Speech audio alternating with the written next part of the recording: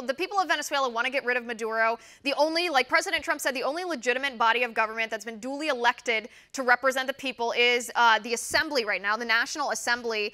The National Assembly has, tried to take over the executive branch of their government. Maduro's rejecting that. The Supreme Court, which was stacked, by the way, by Maduro, is rejecting the National Assembly. It's a political mess. What is going to happen? The people of Venezuela said they feel more hope now that Guaido has stepped up and invoked that constitutional amendment. Maduro's not going to go easily, though. He wants the power. He wants the money. He wants to remain the dictator of Venezuela.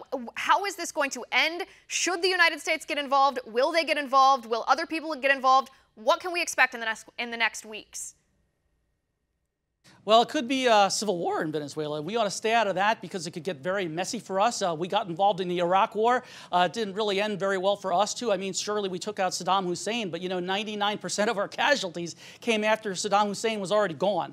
So we should be very careful. I think we should work with the Lima Group. This is a group of Western Hemisphere nations that are putting political pressure on for new democratic elections. I think we should have sanctions against the leaders of Venezuela, but it's not going to be very easy just to think, okay, we're going to get rid of Maduro, because he's not going to go without a fight. And like I said, he's even had Iranian agents, Liz, in Venezuela training these colectivos, which are these group of thugs on motorcycles, and they come up to protesters and they shoot them at rallies. The Iranians have had their besieged paramilitary fighters in there training them how to do it. So Nicolas Maduro is not just going to go away because of diplomatic and economic pressure, but our neighbors and our regional partners in the region have to continue to keep up the pressure. But I don't think a military intervention is necessarily a smart thing. Right. I disagree with the Democrats, the U.S. Democrats' take on this, that we should completely stay out of the way, that the president shouldn't be weighing in on this, that we shouldn't be involved in who the Venezuelan people elect, because that's not the situation with Maduro. He has usurped the power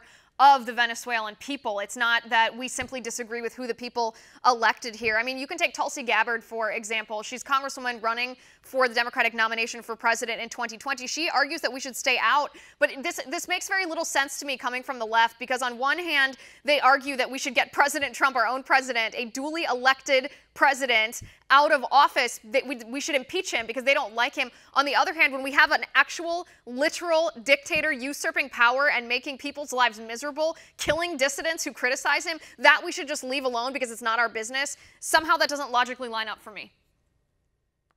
It doesn't, but it lines up in the sense that the liberals, if you will, the political left in Hollywood, they back leftist dictators around the world. Even if you look at people like Oliver Stone and Sean Penn and Danny Glover, people who went down there to actually support Hugo Chavez, the political left gives these people top cover, and they really don't want to criticize them. That's why you see some of the Bernie Sanders supporters that don't even want to criticize the horrible situation that's going on and the human suffering in Venezuela. They don't even want to come out against it.